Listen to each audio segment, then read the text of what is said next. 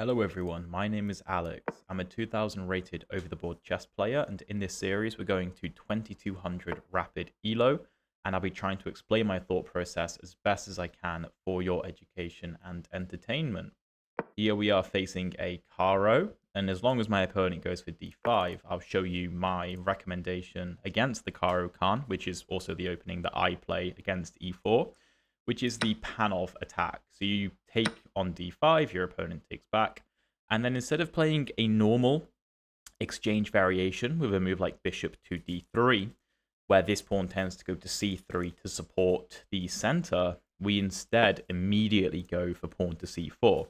And at a root level, the point is kind of to get rid of any potential light squared pawn chain that black may form in the center by taking and at some point likely taking again, but not just yet. We can apply a lot of pressure first. And sorry about that. And the reason I play this against the Caro Kann is because it is the opening that I hate facing most as a Caro Kann player.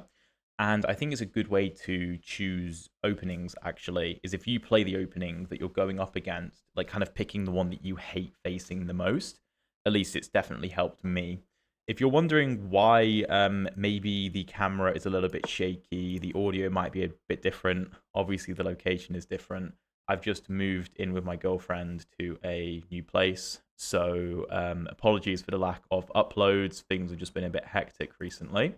But the Caro Kann stays the same no matter where I am. So, bishop to g5 is the move that I like to play.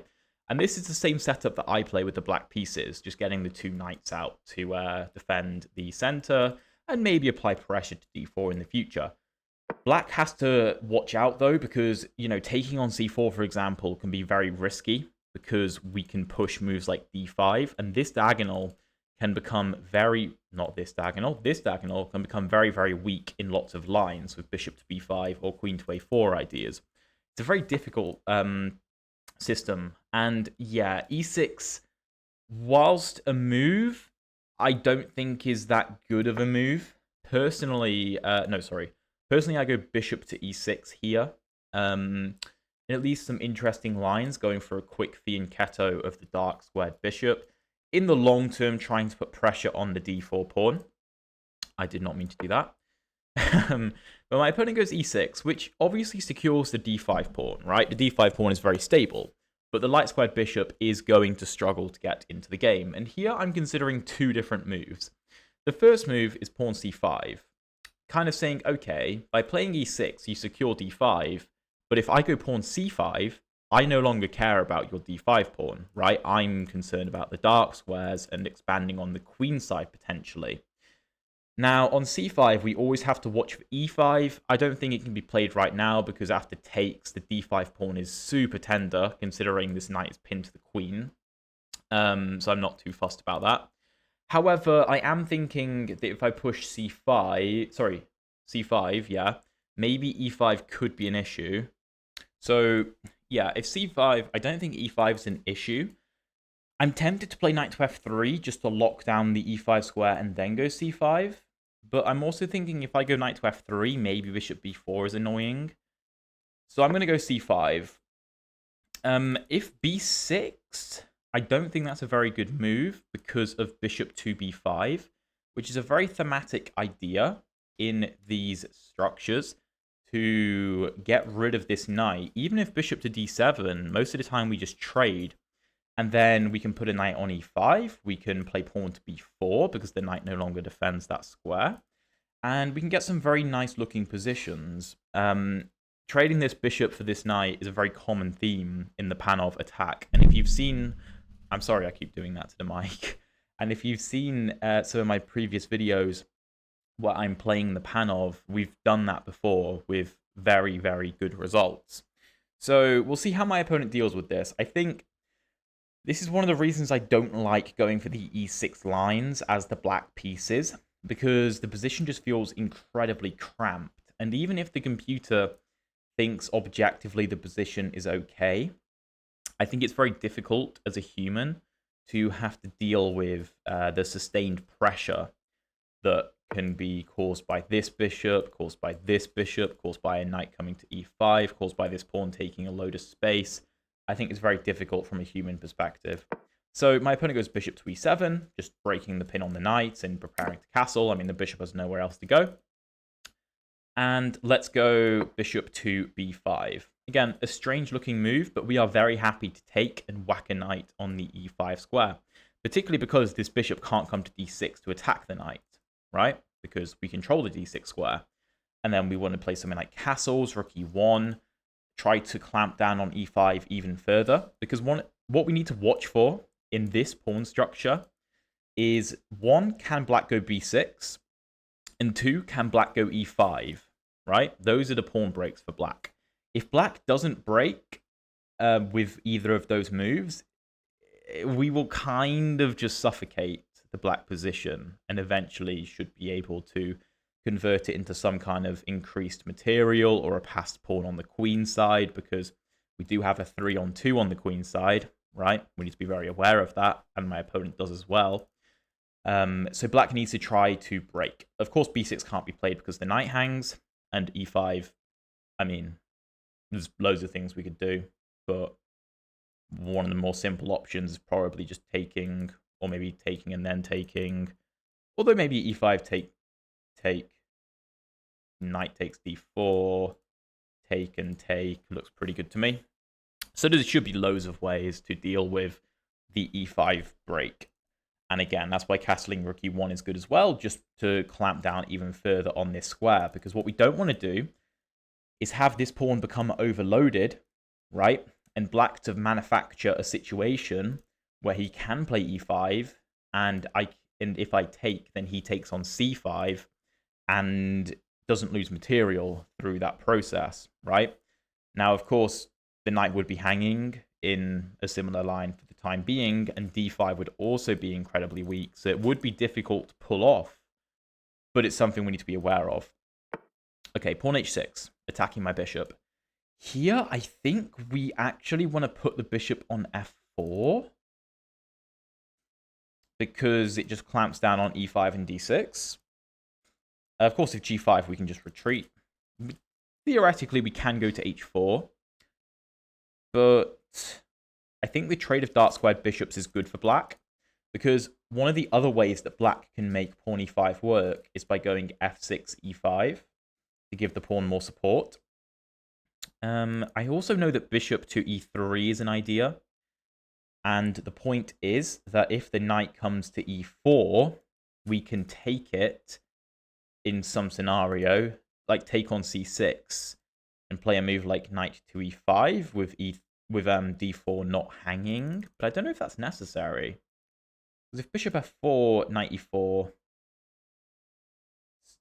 if we take on c6 and he takes on c3, and we take back and he takes back, and we go knight e5 and he goes bishop to d7.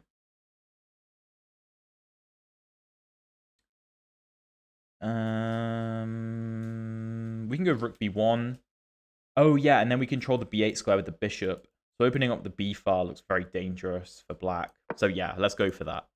I just want to make sure that if black is able to liquidate some pieces off the board, that it's not really going to be an issue for us, and we can still maintain a good amount of pressure.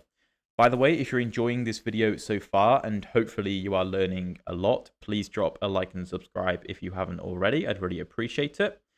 And I mean, this is the type of position that I love to play, and why I love the Panov so much, because from the white perspective, it feels like we are playing with no risk.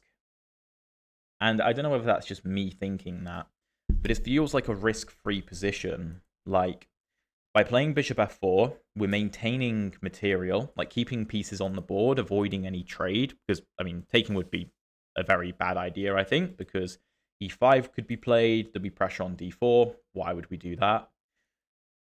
So, yeah, we keep material on the board for future pressure. We're controlling the e5 pawn break very nicely. b6, again, can't be played because the knight hangs.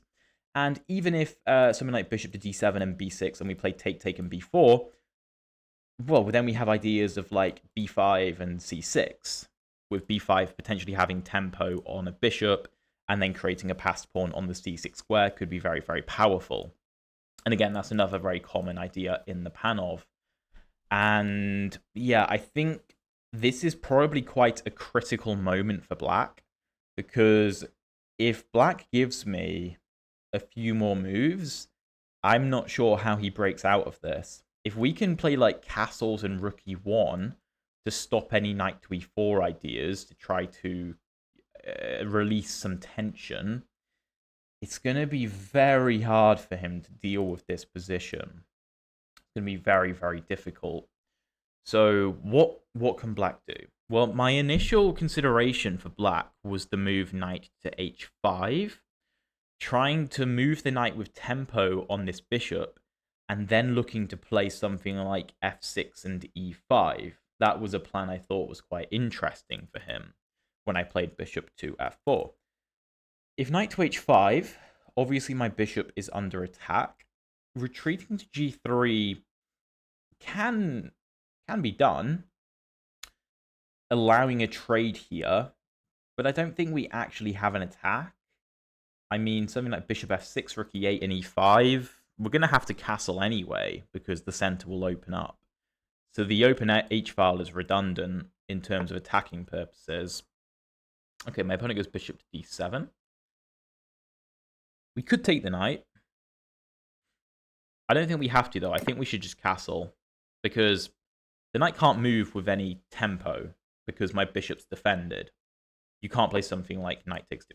Yeah, my opponent goes a6, and he's now asking me what I'm going to do. And now I think I should take. Now I think I should take, because I'm provoked to take. And the thing is, black wins the bishop pair, which on paper should be quite good. But the center is completely locked. The bishops aren't that powerful. I mean, this bishop is doing a whole lot of nothing. If this bishop takes on c6, it'll be doing what looks like a whole lot of nothing. And if my opponent tries to take with a b pawn, which I think he was considering, I think that would be a huge mistake. Because one, he can't go rook b8 because my bishop defends that square, and he can't challenge my bishop very easily. Also, if he goes knight to h5, I could consider going bishop to e5, now that this knight wouldn't be able to take me. Maybe f6 could be played, but that would be risky. Also, if you take with the b pawn, I can go knight to a4 because the bishop doesn't see the a4 square, and I can come into b6, and that looks pretty bad to me. So my opponent takes with the bishop, which makes sense. Now b6 is still an idea, so I'm very tempted to play the move knight to e5, applying pressure to this bishop, stopping b6 because the bishop would be hanging, also stopping knight to h5 because my queen would control the h5 square, which looks pretty nice to me. So, okay. I don't see a downside to knight e5. I suppose there's knight d7 challenging my knight and preparing a move like f6. I don't really want to take the bishop because the knight controls b6, so I can't bring my knight to b6, so I'm not sure about that. But it's something like knight e5, knight d7. What can I do there? Queen g4 looks kind of interesting. Maybe threatening bishop h6. But also with f6, the e-pawn hangs. If knight to e4, which is another move I'm thinking black might play, I don't know if he can get away with that. At the very least, I could just take and take, and the black structure would be pretty bad. That looks interesting, although I'm not forced to do that, of course. If knight to e4, I could even consider taking on c6, and you can't take here because I take on e7 with check and then take the knight, and I'm just up a piece. So if knight e4, knight c6, oh my god, I can't draw arrows, bc6 and knight to a4 coming into b6. That can't be stopped, and I'm also going to play f3 to get rid of this knight. So he does go knight to d7, as expected. Sorry, I keep knocking that. And we have a decision to make. We have a decision, because there's options. I'm thinking we might actually take the bishop, which looks odd, but hear me out. if we take the bishop and he goes b takes, f6 never comes with tempo. We can also play rook e1 to make sure e6 would be hanging if f6 is played. So that kind of solves the problem of e5, right? Also solves the problem of b6 because the pawn would be on c6. The rook also can't come to b8 to attack b2 because my bishop controls that square. So if take, and I'm thinking queen a4, and I feel like I just have a lot of pressure.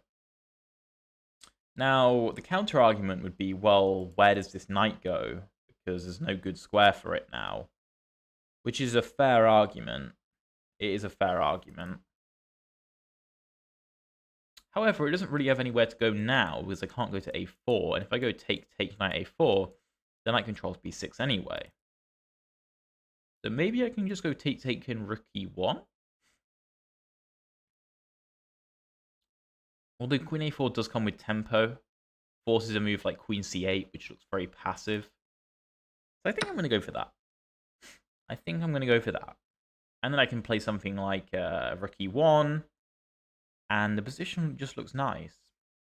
We also have the same minor pieces, which increases the likelihood that endgames are winning rather than drawing, I think. Okay, so b takes c6. I think queen a4 makes a lot of sense, but let's just pause a moment. Again, knight a4 makes no sense. Rook e1 is okay, but then queen a5 stopping queen a4. I think queen a4 is the move, just to keep a lot of pressure on the black position. We can always go b3 to secure the b2 pawn if we have to, but I don't think the b2 pawn is going to be too much of an issue. Now, what we do have to do, and this is important, is watch for e5. e5 is something we need to be very careful of. Now, I don't think it's a problem right now, because if pawn e5, we can't take on c6, our bishop hangs, right? But if bishop takes, knight takes, pawn takes, bishop takes, queen takes, the bishop's hanging and the pawn is hanging, so we should end up a pawn, which should be good enough. Although maybe bishop versus knight is interesting.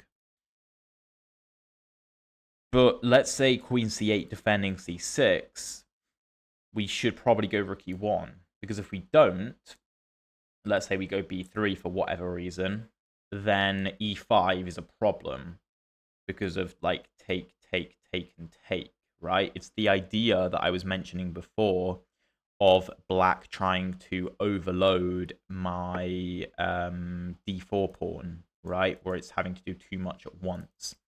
So I think rook e1 is effectively forced, and it's always going to be a useful move, stopping f6, pressure on e6, stopping e5.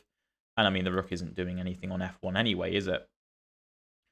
And I don't see an immediate way for us to create like a winning position or anything. But the pressure we have is undeniable in this position. I mean, which of the black pieces can actually do anything? I mean, I suppose maybe bishop to f6 can be considered. But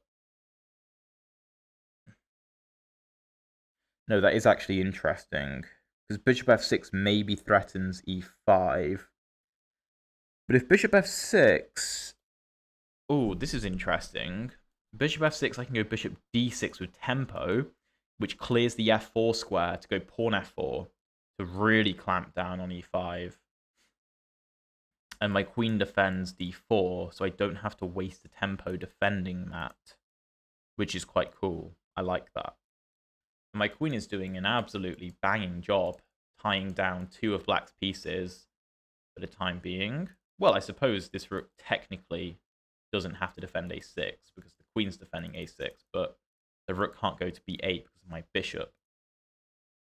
But yeah, we just need to make sure e5 can't be played. We've stopped b6 from happening because the pawn is now on c6. And now we need to stop e5. Okay, rook e8. Makes sense. Bishop f6 on the way, I suppose. I think that makes a lot of sense.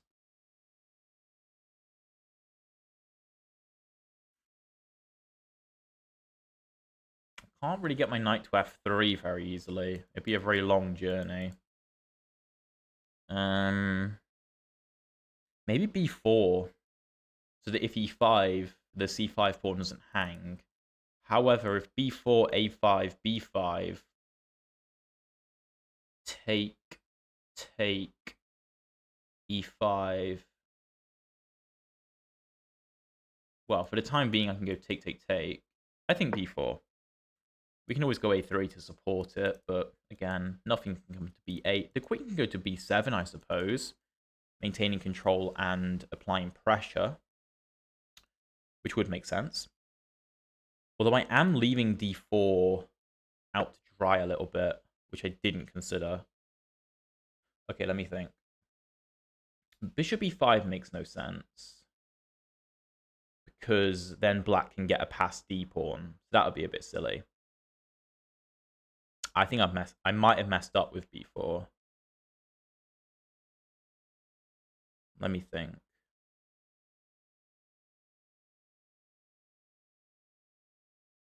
Does bishop e5 make sense? Bishop e5. If knight takes, that looks good, I think. If bishop e5, de5, rook b8. I want the bishop on the board. Okay. What about rook d1? Pawn e5. Take. Knight takes. We might have good... Oh, no, the rook's well defended, though. I don't think we really have a choice here. But even if e5 is played, I think we still have good pressure. I wish I hadn't allowed it, though. I wish I hadn't. I completely forgot that bishop f6, if played, would actually now threaten my d4 pawn because the b pawn blocks my queen's scope. But makes for an interesting position. And yeah, my opponent can execute e5, but the question is, what are the consequences? The maybe tactics of knight d5. There might be. I have to like take maybe pressure or c6. There are some interesting ideas. All that. Okay. I can't really stop that, can I? That's cool.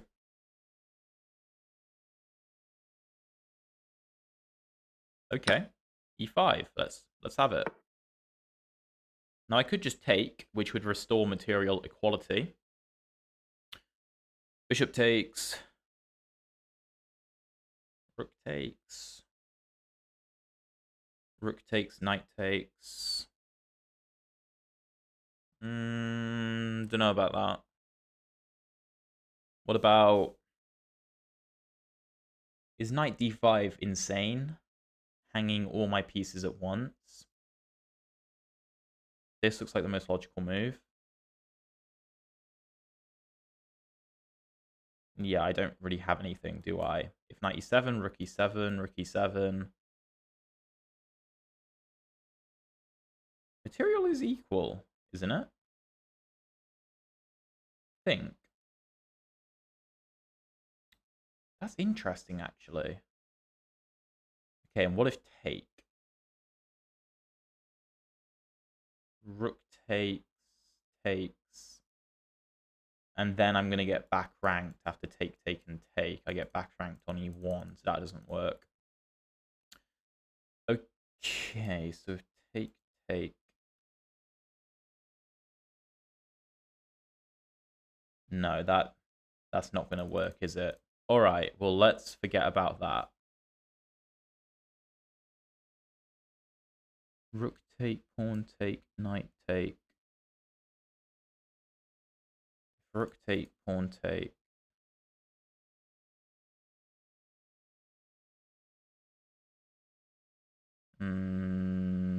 Don't think so.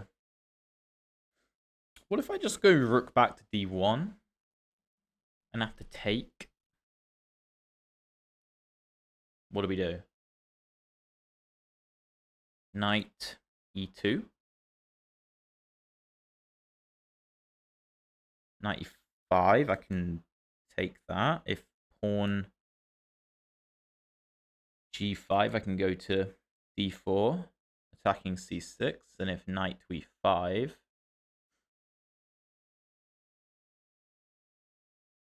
interesting. It's a cool find from my opponent, I will say. What if I take on e5 with the bishop? No.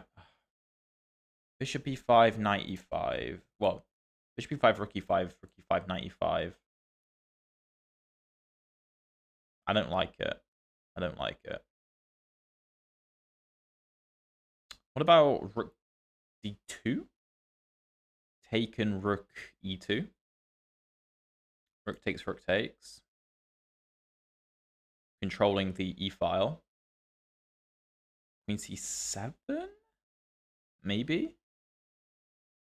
But then rook e7 threatening knight d5 is pretty powerful. Okay, I'm going to go rook d2. I'm going to go rook d2.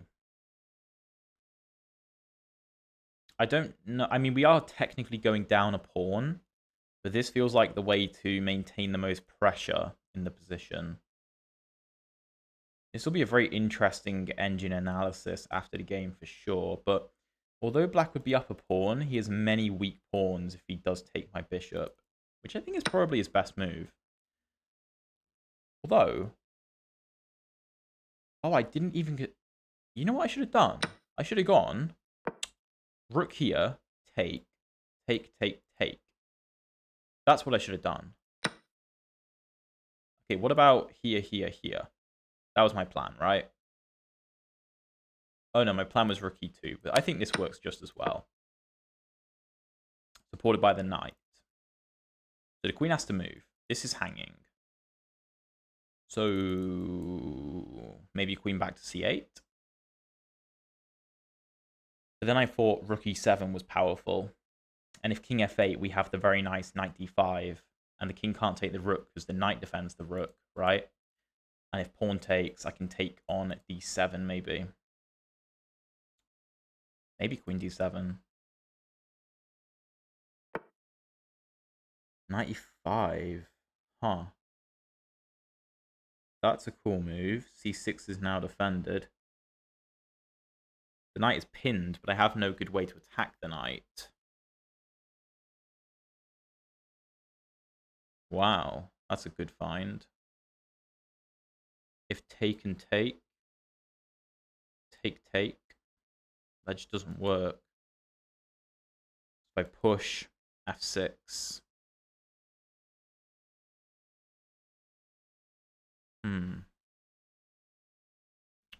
What else can I do?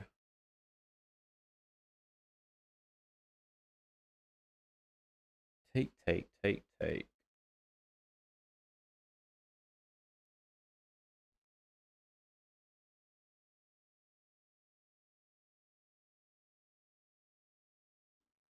Maybe I can just play a calm move. Like pawn f3.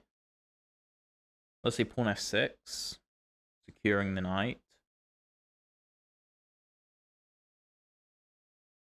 I don't like it. I don't like it. I definitely should have taken the rook and then taken on c6 in the other line. And played rook d1 rather than rook d2. That would have been better.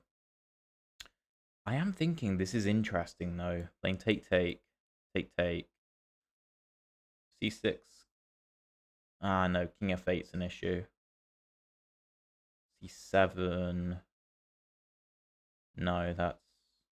Well, no, you can't go for that. f6.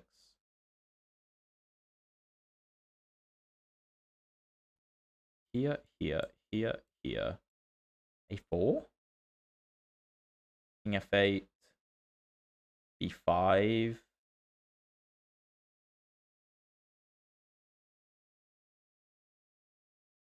f3 could maybe be an issue though. We are only down a pawn. We don't necessarily have to panic. But I can't see how we make progress. I mean, maybe f3 is the way to go. With d4, then our knight probably gets in, so... Yeah, I don't think knight to d5 is good enough. Okay, pawn f6 makes sense. And we could go a3 and just see what he does. I mean, queen d7 makes sense. Well, yeah, queen d7 makes sense. Again, if d4, then knight to e4 looks decent. d6 is still weak. The knight defends that. Take. It looks like a desperate move, but it might be our best shot. I think sacking the rook is our best shot. Oh my god, I just hung my queen. What am I doing? Oh my god. Oh my days, I completely forgot that this was a thing. Well, there we go. Oh, that's so dumb. I mean, the analysis will be interesting, but that was really dumb. I think what I should have done is instead of going rook d2, go rook d1. Because then if take, I can play this, and there's no infiltration. I control all of these 4 squares. And d5 is going to fall, and this looks completely winning. This has to be winning. This is what I should have gone for, definitely. Let's see what the computer has to say. Okay, so 80.8% accuracy for us, 93.4% for my opponent. Our opening was pretty perfect, though. So we have this, okay, yeah, Panov Attack structure. And my opponent goes for the 2 knights. We go bishop to g5. And here, I think bishop e6 is the best line. But my opponent goes pawn e6, which is still fine. c5 is a decent move. Interestingly, the best move here is bishop to d7. And I think the idea would be to meet bishop to b5 with a move like knight back. Oh, no, it's to go b6. Because then if take, I don't have knight e5. So if I had like one extra move here, then I can go knight e5. And then we're cooking. If like the bishop retreats, like c6, and we are effectively winning already. So bishop d7 is the best. But bishop to e7, knight to f3. And now if bishop to d7, bishop to b5, we're fine if b6 happens. Again, it's the exact same line. So castles, bishop b5, h6, bishop f4 is best. I was half thinking my opponent would go knight h5. I didn't think this was very good, and I'm correct in saying that. Bishop e3 is good, or bishop d2. I think bishop e3 looks more natural to me. And then, you know, if f6 is played, g4 just wins the knight, actually. So that's a good point. But bishop d7, castles, a6. We take on c6 and go knight e5, which is a very good approach. And knight d7, taking on c6 is the inaccurate move. Taking on d7 is best. Okay, but what's preventing b6? Or does it not matter? b6 if b4, a5. Why can we get away with this? Is it because of rook b1? And then we just win c6. Sorry, b6. Oh, there's no queen a4 counterattacking. And if queen c4 and take, my bishop controls b8. So, worst case scenario, let's just say we queen. I mean, we're winning, what, a rook? Oh, okay, we're up so much material. But so okay, b6 wasn't an issue. We didn't have to take on c6, but this is okay. Queen a4. I thought my opponent might go for bishop f6 here, which is the best move. Sorry, in this position? Yeah, because if I take, then take. And here, knight e2 is strong. I think I saw this move. And then, like, e5, take, defending this, and if I play take, take, take, we do go up a pawn, but you can take on b2. And it's an interesting position, but we don't really want the knight versus bishop, I don't think. So queen c8, though. Rook fe1. Here e5 was kind of interesting. Something like take, take, take, and bishop f6. Looks kind of viable, but you are kind of going down a pawn for no reason. So rook e8. And I was also thinking if bishop f6, I can consider bishop d6. And if rook e8, I can go for a move like f4. Although the engine doesn't think that's good. I thought it looked good, though. Why is this not good? Knight f8, rook e3. Bishop e7. Let's say I play take, take.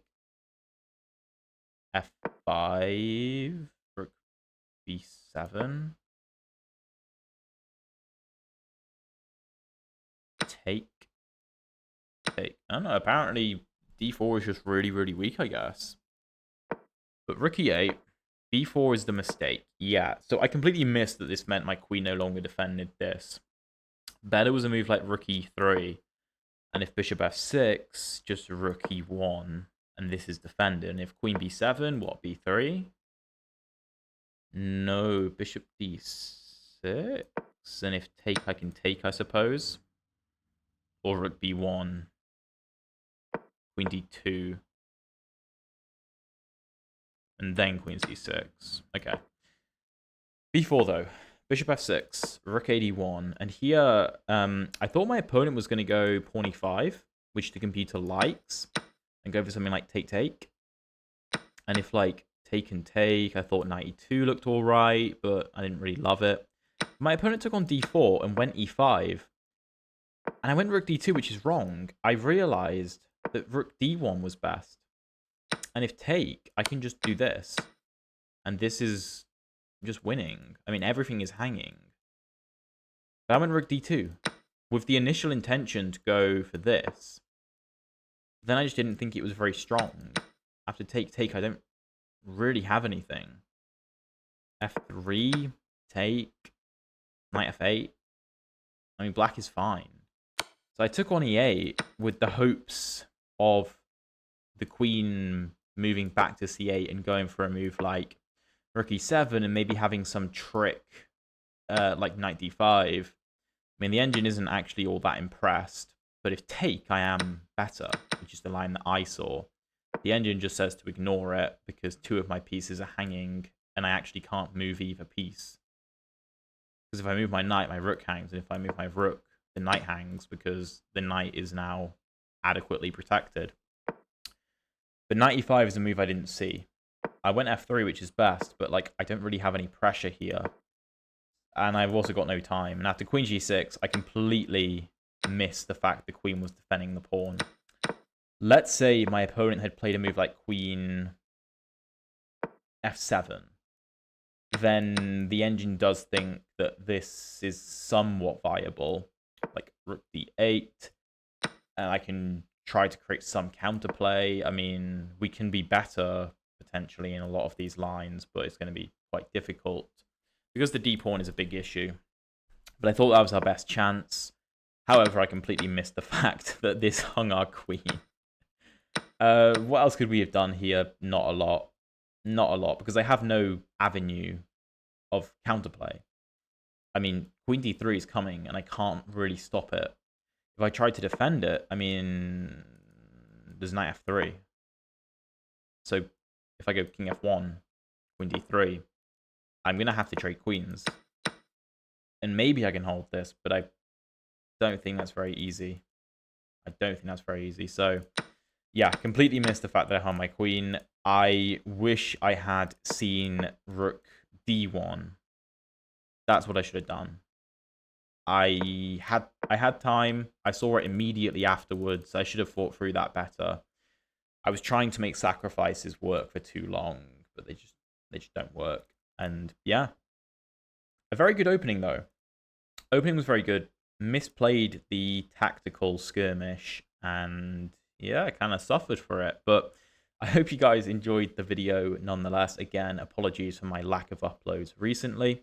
If you want to see a more successful game in the Panov Attack, check out the video up here. And if you want to see the previous episodes of the Rating Climb, then check out the playlist down there.